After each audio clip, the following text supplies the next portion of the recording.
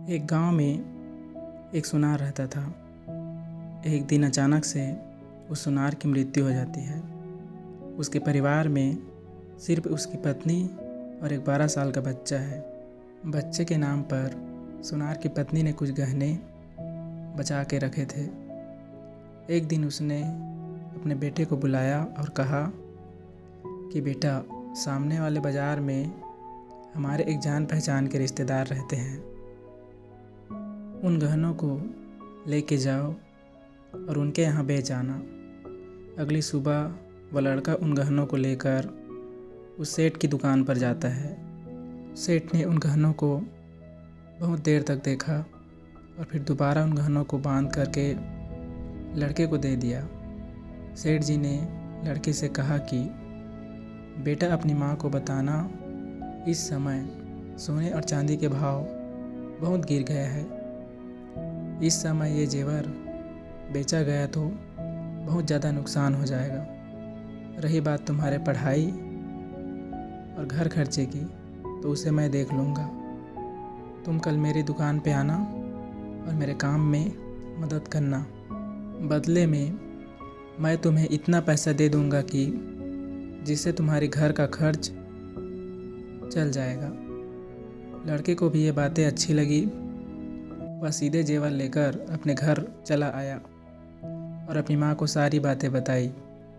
दोनों बहुत खुश थे। अगले दिन से लड़का काम पे आने लगा। लड़का बहुत मेहनती था।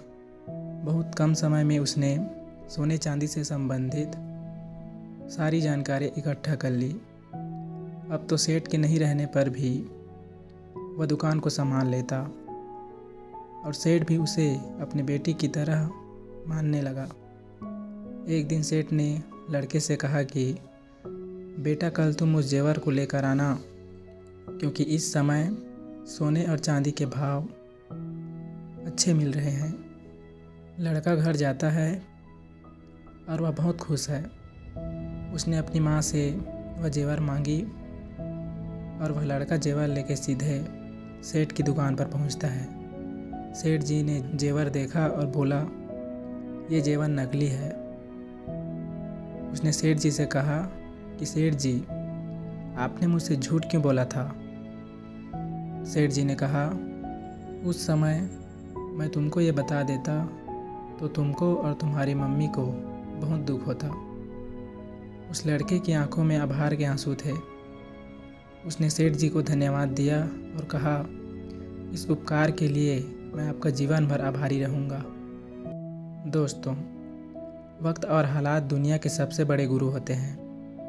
अगर इस समय आपका बुरा दौर चल रहा है तो धैर्य रखें। मुश्किलें आपको कुछ सिखाने के लिए आती है। एक सही समय पर सब कुछ सुधर जाएगा और आपको वो फल मिलेगा जिसकी आपको उम्मीद भी नहीं की थी। भरोसा रखें, मेहनत और सच्ची सोच के साथ आगे बढ़ते रहें।